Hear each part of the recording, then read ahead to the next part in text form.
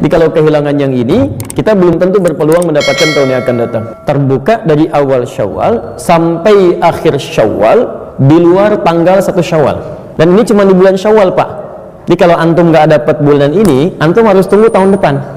Dan belum tentu hidup tahun depan. Saya ingin menyampaikan dulu satu materi penting yang barangkali tidak semua kolega-kolega kita dari kalangan muslim yang beriman kepada Allah memahami tentang materi ini dengan baik, sehingga kadang-kadang lupa ya setelah selesai Ramadan larut dalam kebahagiaan pasca Ramadannya, tapi lupa dengan satu amalan penting yang diisyaratkan oleh Al-Quran dan sunnah-sunnah Nabi. Amalan ini persis diisyaratkan di bulan yang sekarang tengah kita lalui. Jadi ada amalan-amalan khusus di bulan Syawal yang diisyaratkan oleh Nabi SAW, langsung bahkan ayatnya turun dari Al-Quran untuk membimbing kita memaksimalkan ibadah ini, khususnya di bulan Syawal yang tengah kita lalui. Jadi hari ini kita akan coba keluarkan dulu bahasan ini tentang amalan Syawal dalam Al-Quran dan sunnah Rasulullah SAW. Jangan-jangan yang Anda ketahui cuma puasa saja, padahal ada amalan yang lainnya, kan? Sudah? Baik, amalan Syawal dalam tuntunan Al-Quran dan sunnah Rasulullah SAW. Baik, ada 3 jenis amalan. Saya ulang, ada 3 jenis amalan yang diisyaratkan di dalam Al-Quran dan hadis Nabi SAW untuk dimaksimalkan di bulan Syawal. 3 amalan ini, 1 adalah amalan yang dikerjakan di awal Syawal, khususnya tanggal 1 Syawal, di spesifik tanggal 1 Syawal. Walaupun nanti asar itu dampaknya masih menyebar di sekitaran awal-awal Syawal. Mungkin ada yang 2 Syawal, 3 Syawal, 4 Syawal masih mengerjakan itu. Tapi secara spesifik dikerjakan di tanggal 1 atau di hari pertama di bulan Syawal. Amalan kedua, yaitu amalan yang dikerjakan di bulan Syawal, terbuka dari awal Syawal sampai akhir Syawal. Terbuka dari awal Syawal sampai akhir Syawal di luar tanggal 1 Syawal. Dari tanggal 2 sampai dengan akhir Syawal, misal 30 Syawal. Jadi kalau kemarin Ramadan 29 hari, berarti Syawalnya sekarang 30 hari. Jadi dari tanggal 2 sampai tanggal 30 ini terbuka amalan ini. Dan ini cuma di bulan Syawal, Pak. Jadi kalau antum nggak dapat bulan ini, antum harus tunggu tahun depan. Dan belum tentu hidup tahun depan. Ya. Jadi kalau kehilangan yang ini, kita belum tentu berpeluang mendapatkan tahun yang akan datang. Baik. Yang ketiga, amalan yang dilakukan di bulan Syawal tapi tidak dibatasi berhenti di akhir Syawal, berlanjut terus sampai pasca Syawal. Dimulai di bulan Syawal, saya dikerjakan, dimaksimalkan di bulan Syawal, diteruskan pasca Syawal. Ini cukup menarik urutannya ya. Kalau yang pertama pembuka Syawal, tanggal 1-nya aja atau awal Syawalnya. Yang kedua sampai akhir Syawal di luar tanggal 1-nya. Yang ketiga dimulai dari bahkan Syawal sampai lewat Syawal, Dzulqi'dahnya, Dzulhijjahnya, Al-Muharramnya sampai ketemu Syawal yang akan datang lagi. Paham sampai sini? Baik.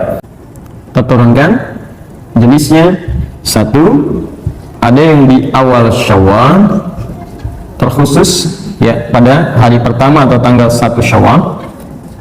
Yang kedua, ada yang berlaku dari awal sampai akhir Syawal, kecuali tanggal 1-nya. Jadi tanggal 1-nya tidak dikerjakan. Dan yang ketiga, tidak dibatas dari mulai sampai awal Syawal, dari mulai Syawal sampai tidak terbatas sampai pasca Syawal, tidak terbatas. Ini 3 amalannya.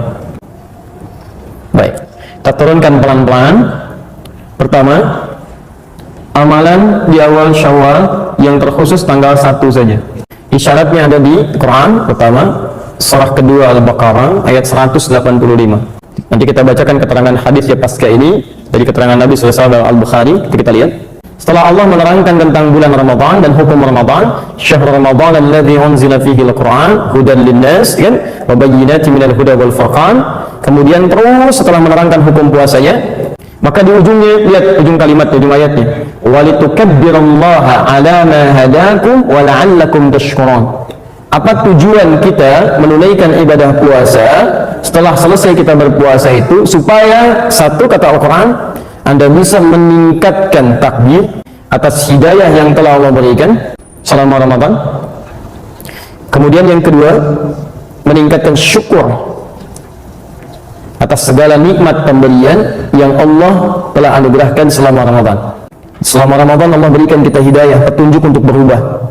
Bukankah sebelum Ramadan, mohon izin, fokus salat kita kadang-kadang di fardu aja, bahkan ketinggalan fardu pun perasaan kita masih biasa. Bukankah saat Ramadan itu muncul, jangankan fardu, salat sunnah ketinggalan aja kita merasa gelisah? Anda ketinggalan tarawih aja kan nggak tenang tidur kan? Padahal tarawih hukumnya sunnah kan? Kita dipaksa untuk berubah. Sebelum Ramadan ada orang minta di depan mata kita, belum tentu diberi.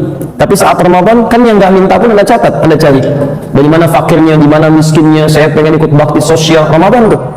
Ya Allah kasih kita arah untuk berubah. Ya. Setelah kita mendapatkan petunjuk dari Allah, ada perubahan, ada kenikmatan ibadah dan sebagainya, maka selesai Ramadan nanti ada ibadah-ibadah yang diminta oleh Allah untuk ditingkatkan, khususnya dimulai kemudian di awal Ramadan di tanggal 1 pada khususnya. Nah, suasana ini fokus, ini yang mau saya tunjukkan bentuk ibadahnya. Ternyata bukan dalam bentuk lisan saja, tapi nanti dilukiskan oleh Nabi SAW dalam sabdanya. Lihat kalimatnya, "Lis-shaimi farhatan." Bagi orang yang puasa itu akan punya dua kebahagiaan. Ya. Farhatun 'inda fitrihi. Lihat, farhatun 'inda fitri. Suasana ibadah ini disebut oleh hadis Nabi dengan istilah farhah. Farhatun, ibadah yang penuh dengan kebahagiaan. 'Inda fitrihi. Fitrun, kalimatnya fitrun. Hari pertama di bulan Syawal disebut dengan hari apa? Masih ingat? Oh, Lebaran apalagi. Baik. Coba lihat hari pertama di bulan Syawal. Baik. Ibu bapak kalau selesai Ramadan kemudian merayakan apa? Oh, kalau merayakan baru tahu. Idul Fitri itu kapan? 1 Syawal. Jadi 1 Syawal disebut apa? Idul Fitri. Fitri. Tanggal 1 Syawal disebut dengan Id Fitri. Kembali kepada fitri. Fitri. Bukan kembali cari fitri, bukan. Lihat sini. Kembali kepada fitri. Apa tafsiran dari fitri? Hadis Nabi. Dari mana tafsiran hadis Nabi ini? Dari ayat Quran. Ini mau saya terangkan. Jangan-jangan selama 1 Syawal kemarin kita tidak bisa memaksimalkan petunjuk Nabi ini, yang hasilnya seharusnya kita teruskan sampai hari ini. Walaupun itu dimulai ibadahnya di tanggal 1-nya saja. Paham? Baik. Lis-shaimi farhatan. Bagi orang yang puasa itu punya dua kebahagiaan. Amalan pertama ini disebut oleh Nabi sebagai amalan yang menghasilkan bahagia. Jadi orang mengerjakannya bahagia. Ini agak unik nih. Satu-satunya ibadah, kata Nabi, yang saat dikerjakan itu orang semua bahagia. Hampir gak ada yang mengeluh, bahagia. Sebagai contoh begini, tidak semua ibadah ketika dikerjakan suasana hati bahagia semua, tidak semuanya. Bapak kalau sholat bahagia nggak? Halo? Ibu kalau sholat bahagia nggak? Enggak, Masya Allah. Kalau bilang bahagia takut salah, mau bilang enggak keterlaluan gitu kan? Baik. Tapi begini, biasanya kalau orang bahagia itu, jangankan ditunaikan, dengan informasinya aja sudah gembira. Antum dapat berita, anak antum lahiran, baru beritanya aja, belum pegang anak, ya kan sudah gembira kan? Jadi umumnya bahagia itu ketika mendapat infonya, walau belum dikerjakan, itu sudah ada rasa kepada hati. Kalau orang sholat bahagia, panggilan sholat apa? Azan, dengar azan aja pasti bahagia. Allahu Akbar, Allahu Akbar. Ya, kok udah dua lagi, cepet amat ya. Nah, ini ada menunjukkan suasana hati yang berbeda gitu. Jelas ya? Ini ada suasana hati berbeda. Ini ada yang unik. Tapi yang ini kata Nabi, baik yang khusyuk ataupun yang tidak khusyuk itu ikutan bahagia Pak. 1 Syawal ini. Ini baik orang yang Ramadannya maksimal, yang tidak maksimal, pokoknya ketika sampai 1 Ramadan itu sama ikut bahagia. Apa amalannya? Baik. Kata Nabi, farhatun 'inda fitrihi. Amalan yang pertama, kebahagiaan itu diraih ketika dia menemukan fitrinya. Ini.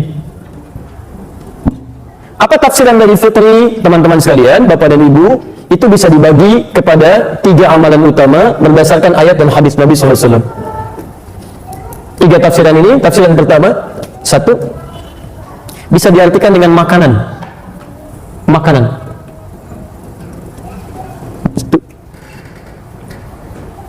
Di kata fitrun ini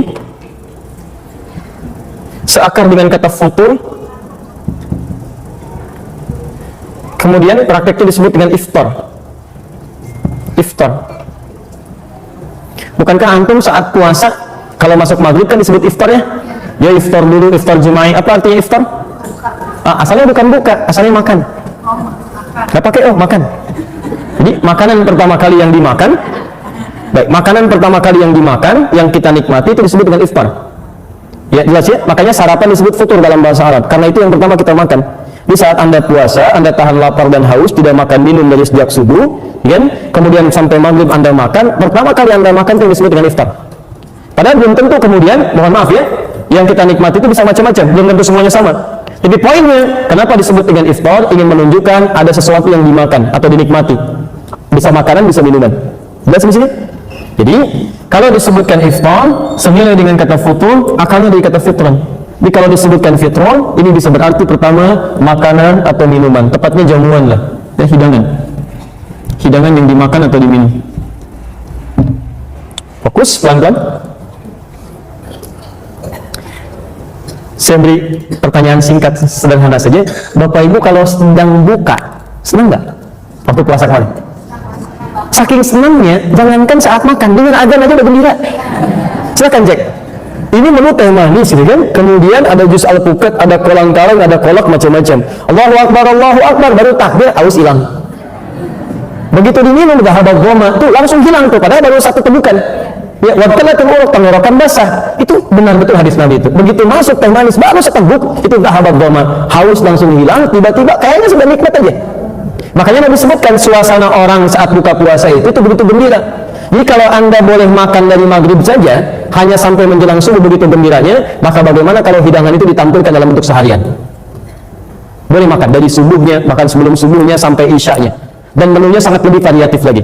Menu di hari pertama Syawal beda dengan menu saat kita buka di hari-hari Ramadan. Menunya lebih banyak lagi, bahkan yang nggak ada diada-adakan, bahkan terjadi banyak keanehan. Luarnya komwan, isinya rangginang. Cuma di sini. Makanya disebut ini oleh Nabi SAW, ini puncak kebahagiaan. Di Anda hari-hari Ramadan saja sudah bahagia buka, apalagi ketika mendapatkan puncak ini, yang boleh makan sepuasnya, sekarang yang tadinya subuh boleh gak boleh makan, sekarang boleh makan, hidangan banyak dan sebagainya. Maka amalan ini disebut oleh Nabi SAW sebagai amalan puncak kebahagiaan. Saya mau tanya kepada Bapak Ibu, apakah harus orang khusyuk yang menikmati kebahagiaan untuk makan ini? Tidak. Mau yang khusyuk, mau yang tidak, mau yang puasanya belum dibayar, mau yang sudah sempurna semua, ketika masuk Idul Fitri pertama kali, ini pasti semuanya bahagia. Maka dari itu, amalan sunnah pertama, ketika masuk momentum di hari pertama Idul Fitri ini, di hari pertama bulan Syawal, ini amalan utamanya menampilkan kebahagiaan dalam bentuk bisa berbagi dengan sesama. Ini amalan pertama. Ini.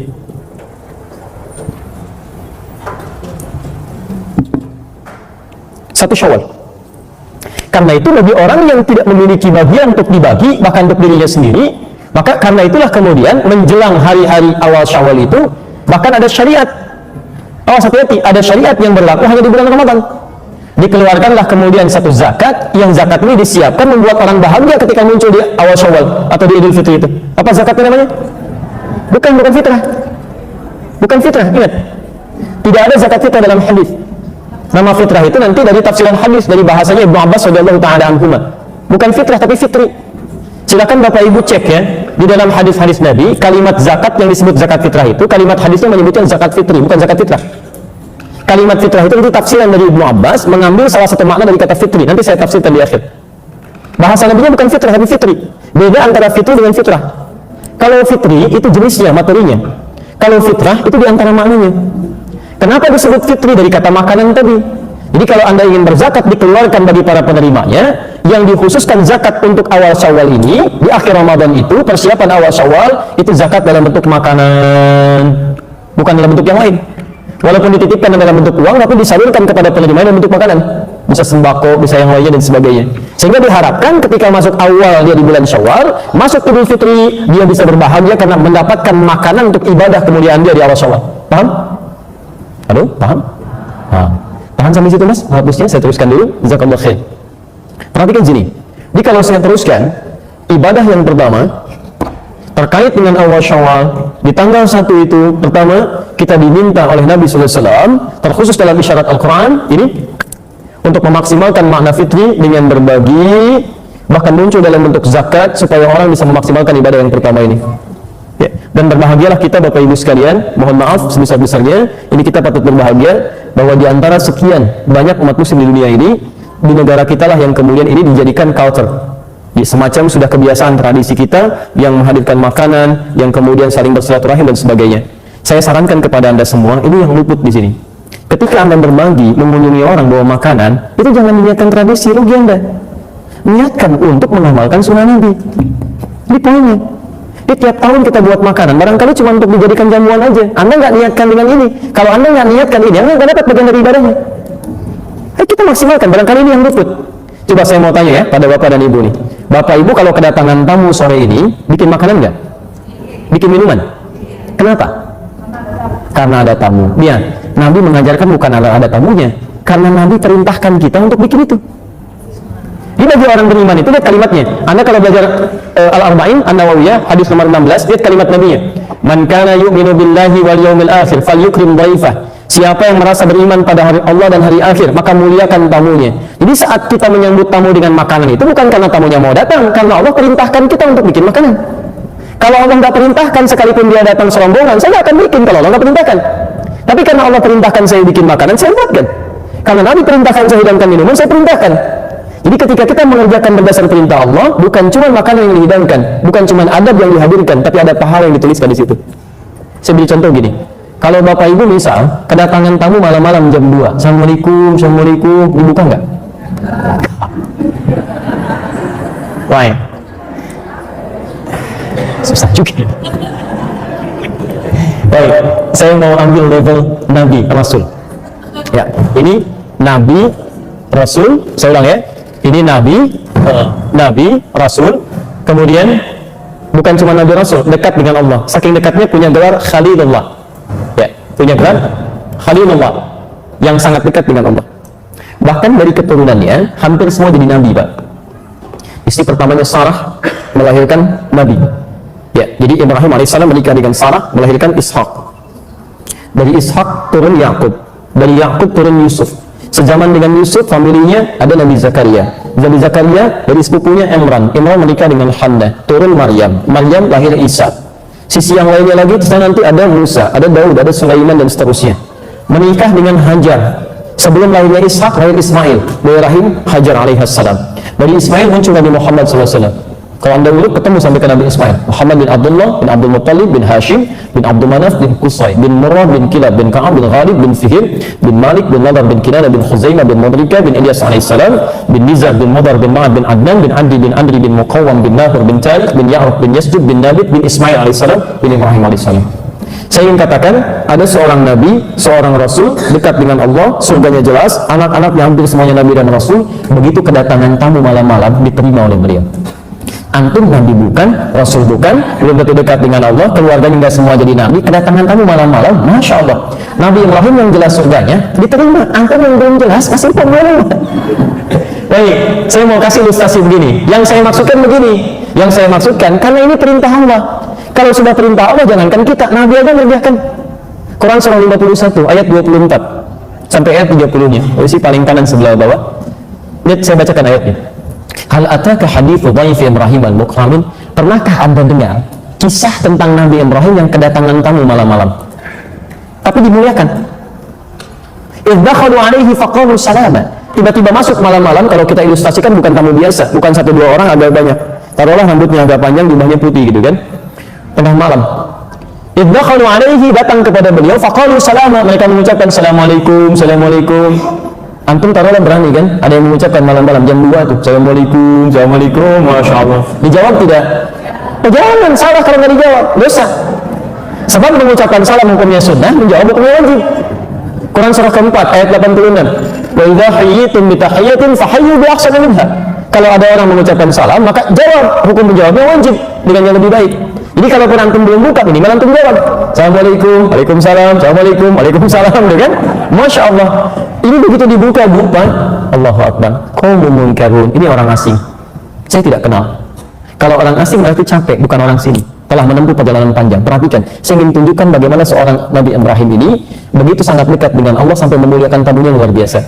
Kalau dari jauh berarti lelah, saya tidak boleh banyak tanya. Dipersilahkan langsung masuk, istirahat. Beliau sendiri faragha ila ahlihi, datang ke istrinya Sarah, bertanya, ada menu terbaik apa untuk tamu kita malam ini? Ketika tidak ditemukan sisa makanan, faja'a bi'idlin samin, itu masih sempat-sempatnya Pak, nyari lembu di belakang, sembelih dulu. Jadi kembuli.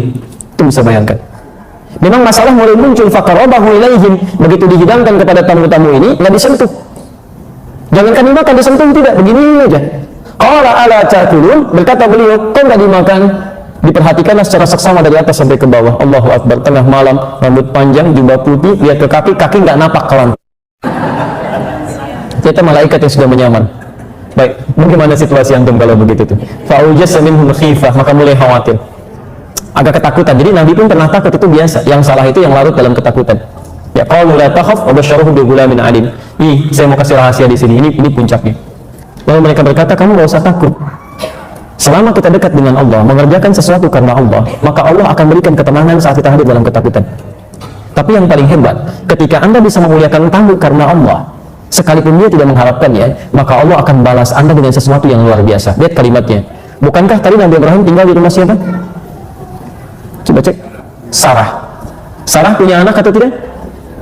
Punya. Siapa nama anaknya? Ishak.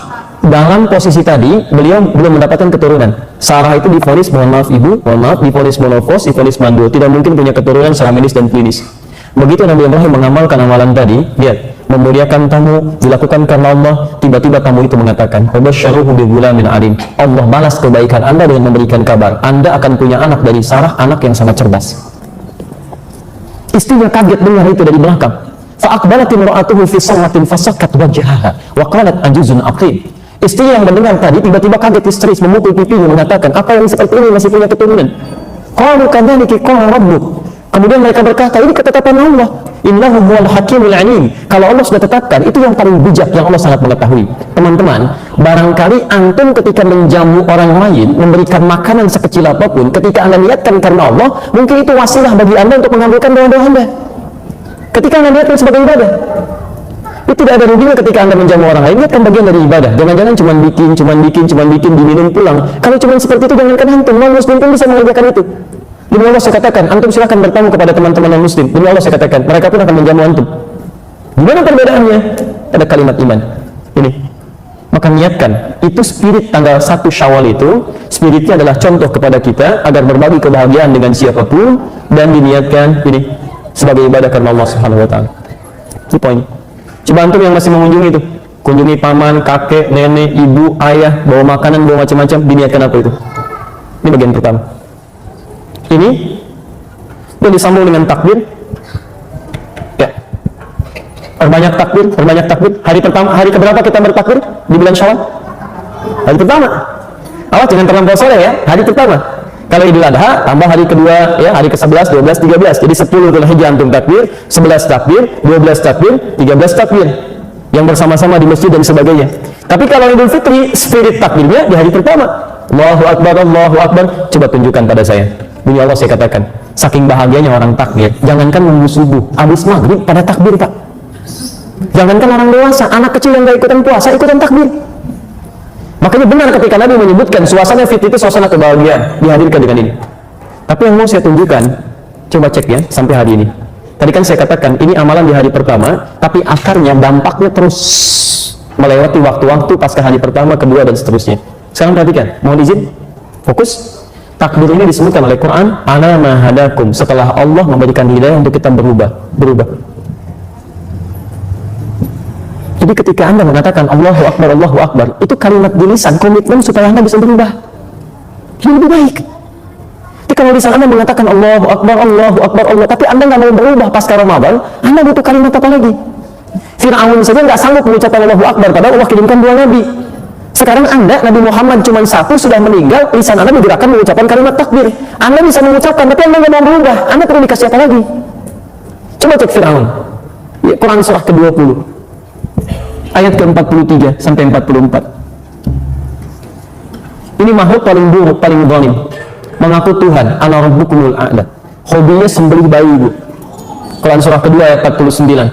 Bukan sembelih biasa. Yudzabbihuna abna'akum, kalau ada perempuan mengandung ditunggu sampai lahiran, Nanti yang masih darah itu kalau laki-laki langsung dibanting ke bawah, langsung digorok begini.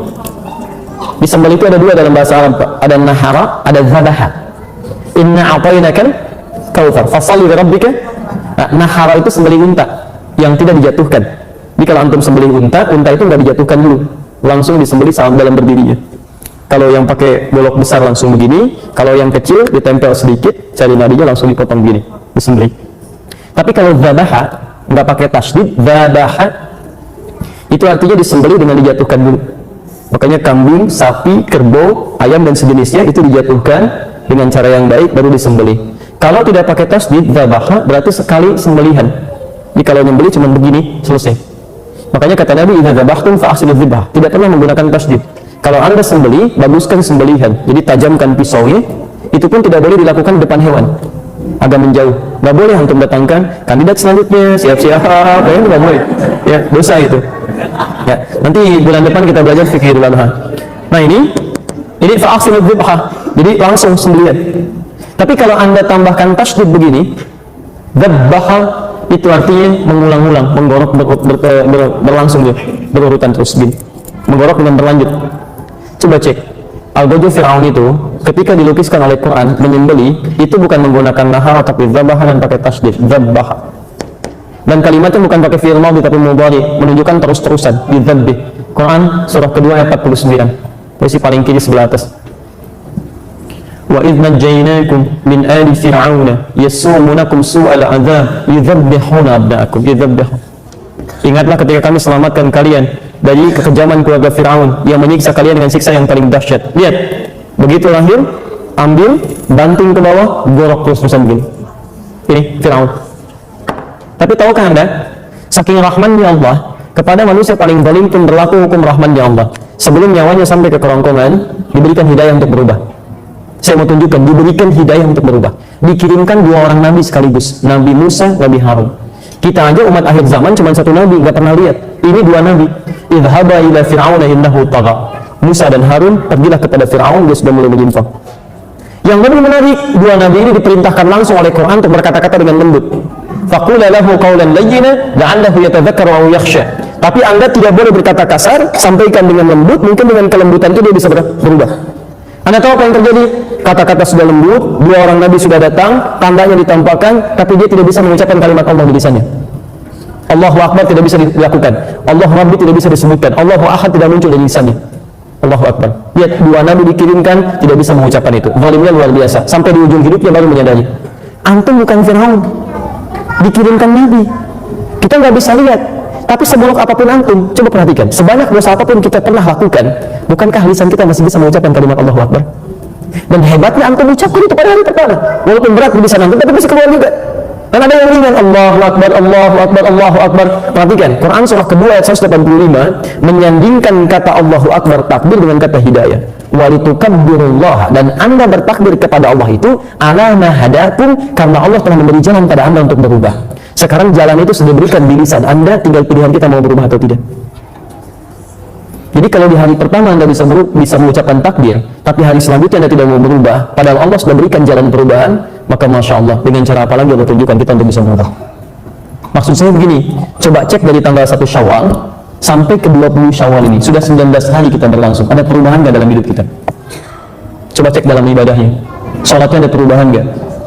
Ya, puasanya, sunnahnya, kemudian bacaan Qurannya yang selama Ramadan kita dilatih, coba bandingkan perubahannya. Mohon izin ya, jangan membandingkan dengan saat Ramadan, itu salah. Bandingkan dengan sebelum Ramadan. Jadi kalau Anda sebelum Ramadan cuma baca Quran 5 ayat, saat Ramadan 5 juz, pasca Ramadan 50 ayat, artinya ada perubahan di situ. Kalau saat Ramadan wajar karena momentumnya berbeda, suasananya lain, semangatnya berbeda. Bandingkan dengan sebelum Ramadan, di situ kita mendapatkan bagian gambaran-gambaran kebaikannya. Paham sampai sini? Baik. Jadi itu yang kedua. Tafsir ketiga. Wa la'allakum tashkurun. Orang yang berhasil kemudian puasa Ramadannya, dia membuktikan pada bulan Syawal dengan mengerjakan amalan Syawal, meningkat syukurnya kepada Allah. Ini poinnya. Kalimat syukur. Masya Allah.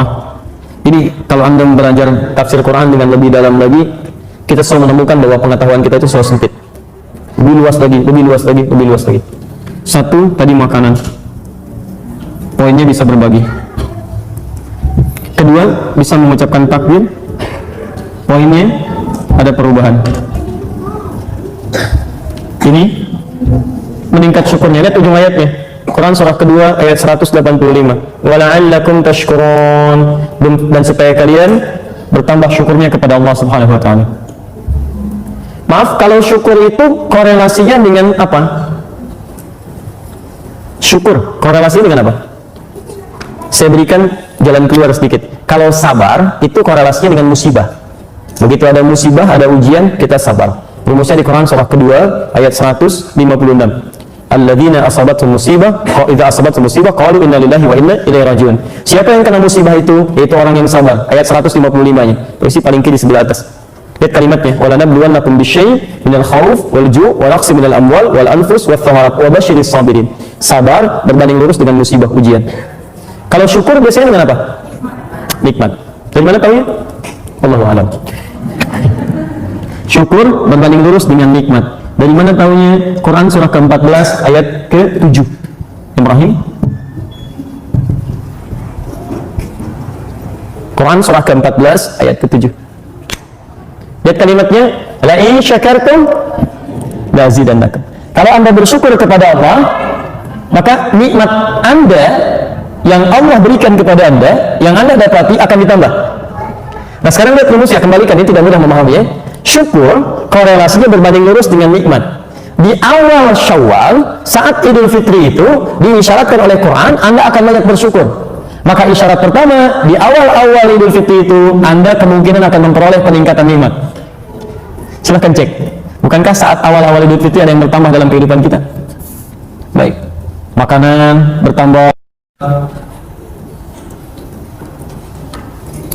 Baik, pakaian berganti, kan? Baik. Bukankah di awal Syawal Idul Fitri ada penambahan nikmat bagi kita? Ada kiriman makanan, ada pakaian, anak kecil dapat uang, dapat macam-macam dan sebagainya. Masya Allah, yang dapat anaknya, yang ngambil ibunya, gitu kan? Dan seterusnya. Baik. Kapan itu dapatnya? Idul Fitri. Tanggal berapa? 1 Syawal. Lihat, ini mau saya sampaikan. Korelasi nikmat yang diperoleh, yang dicontohkan miniaturnya di hari pertama bulan Syawal, tujuannya bukan untuk dikumpulkan. Jadi ketika Anda mendapatkan makanan, dapat uang, dapat ini, dapat itu, latihlah dari mulai dini kepada anak kita, termasuk pribadi kita. Semua titipan itu bukan untuk dibanggakan, tapi la'allakum tashkurun, untuk disyukuri. Dan persoalannya, ternyata bentuk syukur itu tidak hanya terukur dalam kalimat Alhamdulillah. Dapat ini, Alhamdulillah, dapat ini, Alhamdulillah. Bukan itu poinnya. Tidak pernah disebutkan syukur dalam kalimat-kalimat fiqih kecuali menunjuk kepada ini poinnya. Ungkapan kebahagiaan atas nikmat yang diperoleh, ungkapan kebahagiaan atas nikmat yang diperoleh. Fokus betul ya. Dengan cara menggunakan nikmat dimaksud sesuai dengan ketentuan yang Allah tetapkan. Ungkapan kebahagiaan atas nikmat yang diperoleh dengan cara menggunakan nikmat dimaksud sesuai dengan ketentuan yang Allah tetapkan. Itu yang dimaksud dengan syukur. Pada awal Syawal, Idul Fitri, kita bahagia, senang karena umumnya mendapatkan penambahan nikmat. Nikmat dikunjungi, nikmat mendapatkan makanan, nikmat mendapatkan materi. Tapi pelajaran besarnya, kata Al-Quran, semua nikmat itu bukan untuk dikumpulkan, tapi untuk menjadi takaran bagi setiap nikmat yang Allah titipkan kepada kita, sejauh mana kita menggunakan nikmat itu pada ketentuan yang telah Allah berikan. Lihat aplikasinya. 1. Saya nggak mau jauh-jauh dulu ya. Saya belum mau ke harta, belum mau ke pakaian, belum mau ke perangkat kehidupan kita. Perhatikan, nikmat kesehatan, nikmat tidak? Nikmat. Mata yang sehat itu nikmat. Lisan yang sehat itu nikmat sampai ke ujung kaki. Pernahkah kita melihat sisi penjelasan dalam Al-Quran bahwa orang syukur dengan nikmat kesehatan dirinya adalah ketika perangkat tubuhnya digunakan pada sesuai dengan ketentuan Allah? Coba cek lagi. Jangan-jangan selama ini mata kita tidak pernah digunakan sesuai ketentuan Allah. Sering saya ulang kalimat-kalimat ini. Orang beriman itu beda dengan yang belum ada iman dalam dirinya. Orang beriman itu ketika dia lihat di Quran, demi Allah saya katakan, semua ayat terkait dengan kondisi tubuh kita dan fungsi alat tubuh kita itu umumnya dimulai dengan kalimat iman. Umumnya mata. Saya seringkali ungkapkan ini. Quran surah ke-24 ayat 30 untuk ikhwan laki-laki, ayat 31 untuk yang akhwat perempuan. Ketika menyebutkan mata bukan untuk melihat. Qul lil mu'minina yaghuddu min absarihim. Katakan pada pria yang punya iman. Imannya dulu disebutkan. Kalau yang enggak beriman itu urusan dia. Tapi bagi yang beriman ini ada aturan. Yaghuddu min absarihim. Syukuri nikmat matamu, gunakan pada yang benar menurut Allah. Yang baik-baik lihat, yang tidak baik palingkan. Maka muncul istilah ghaddul basar dari Quran. Memalingkan pandangan dari apa yang tidak Allah ridhai. Saya mau tanya pada antum, selama ini jangan ukur dulu dengan uang, jangan ukur dengan materi dan sebagainya. Allah kasih mata kepada kita, berapa kali kita mensyukuri dalam sehari? Dan berapa kali kita mengistighfari fungsi mata yang pernah kita gunakan pada yang tidak tepat? Nabi aja sehari bisa 100 kali istighfar. Coba cek, jangan-jangan antum mau kesini pun salah lihat. Yang nggak boleh dilihat, dilihat juga. Ada aurat terbuka, ada gambar nggak boleh dilihat, itu satu. Lisan, apa fungsi lisan? Mulut. Bicara yang baik-baik, tapi ketika menyebutkan fungsinya, Nabi menyebutkan fungsi iman dulu. Silakan cek, lihat hadisnya. Man kana yu'minu billahi wal yawmil akhir. Siapa yang merasa beriman kepada Allah dan hari akhir. Ketentuan ini hanya bagi orang yang punya iman. Kalau Anda merasa tidak punya iman, silakan, tidak usah dipakai. Tapi kalau Anda merasa punya iman tidak mengajarkan ini, ada yang salah dalam iman Anda. Ya, dia kalimatnya, falyakul khairan aw liyasmut. Dia hanya boleh berkata yang baik. Kalau tidak bisa, dia diam. Enggak ada pilihan ketiga. Di orang beriman itu mustahil mengucapkan kalimat kotor, mustahil. Jadi kalau ada orang beriman mengatakan kata-kata yang kotor, ada yang salah dalam imannya. Dia kalau nggak bisa dia akan diam.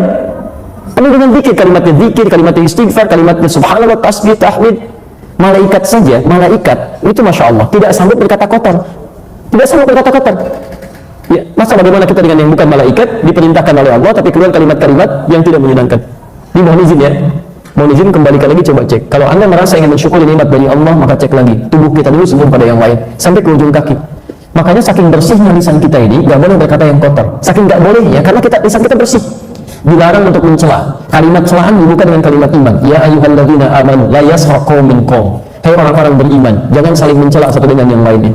Jadi kalau ada orang mudah mencela orang lain, sementara dia mengaku beriman, ada yang salah dalam imannya. Kalau orang gak beriman mencela, dia gak punya iman. Tapi kalau antum beriman mencela, ada yang salah dalam imannya. Ada yang tidak dibenarkan untuk dicela, ada yang tidak dibenarkan untuk dicela. Dusta, wailul lil mukadzibin, celaka bagi para pendusta. Masuk ke tangan, lihat wailul lil mutaffifin, celaka orang-orang curang. As-sariqu was-sariqatu faqtu aydiyahuma. Para pencuri itu potong tangannya, saking mulianya enggak boleh berbuat yang kasar. Daripada kotor, murid enggak punya tangan sama sekali. Coba cek. Saya selalu katakan begini, mata kita aja mungkin belum maksimal. Ada orang buta, usia 4 tahun, menghafal Quran sampai hafal. Antum dikasih 40 tahun mata sehat, untuk baca aja belum punya waktu. Antum butuh berapa tahun lagi? Ada anak-anak usia 5 tahun bisa berkata yang baik-baik. Antum dikasih 50 tahun masih keluar kalimat yang kotor. Antum butuh berapa tahun lagi untuk bisa berkata yang baik? Dan selalu ada kesempatan untuk berubah gitu kan. Kalau Allah sudah kelihatan kalimat takbir di lisan kita, Allahu Akbar, itu belum membimbing Anda untuk berkata yang baik, Anda butuh kalimat apa lagi gitu. Sampai ke ujung kaki, semua sampai ke ujung kaki. Quran surah ke-25 ayat 63. Wa ibadur rahmanil ladzina yamshuna 'alal ardi hauna. Hamba Allah yang penyayang itu. Kalau Anda mengaku hamba Allah, itu jalannya tawadhu.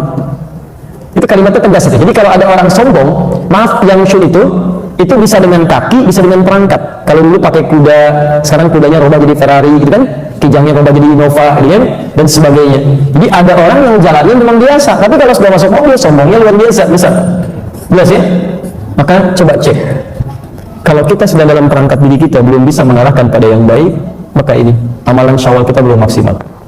Jelas sih? Baik, itu baru tubuh kita, belum pakaian, belum harta. Ada orang sepeda aja nggak punya, jarak ke masjid 5 kilo, jalan kaki ke masjid Pak. Antum cuma 5 meter masjid dengan rumah begini.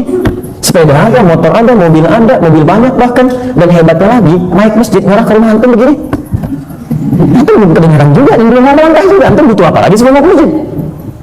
Nah, ini poinnya. Jadi amalan yang pertama, spirit dari tanggal 1 itu adalah menunjukkan satu adanya perubahan ya, pada diri seorang muslim. Dia bahagia ketika masuk tanggal 1 Syawal, bukan bahagia karena puasanya selesai. Ya, nggak ada sahabat bahagia karena puasa selesai. Semua sahabat itu setelah puasa selesai justru menangis, menantikan setiap hari itu bisa Ramadan semuanya. Nggak ada yang bahagia. So, kebahagiaan itu ketika mereka mendapatkan nilai-nilai tadi. Bahagia ketika disebut oleh Nabi bisa berbagi, bahagia karena mendapatkan petunjuk untuk berubah, bahagia karena mulai bisa mensyukuri apa yang telah Allah titipkan. Coba coba cek, jangan-jangan kita bahagianya semuanya, cuma dengan pakaiannya, cuma dengan makanannya, cuma dengan segalanya, tapi tidak tampak perubahan dalam diri kita. Maka apa yang kita banggakan di hadapan Allah? Mana kebahagiaan itu? Makanya kata Nabi, ditutup kalimatnya wa farhatun yauma yalqahu rabbahu, yaitu mohon izin, pertama dia bahagia dengan puasanya, dan yang kedua hina yalqahu rabbahu, ketika dia datang kepada Rabbnya membawa hasil